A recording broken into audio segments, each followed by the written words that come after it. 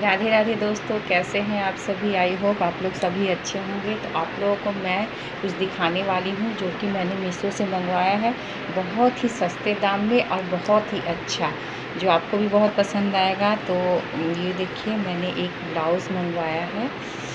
ये देखिए, ये मैंने ब्लाउज़ मंगवाया था। मेरा एक येलो कलर का, रेड कलर का साड़ी था, उसके लिए मैंने ग्रीन सोचा मंगवाने के लिए। ये मुझे बहुत ही ज़्यादा पसंद आया, तो मैं सोची कि आप लोगों के साथ शेयर करूं।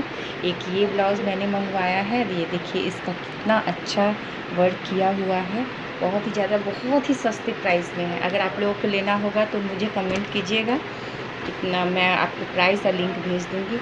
और एक ये मैंने ब्लाउज़ मंगवाया है येलो कलर का।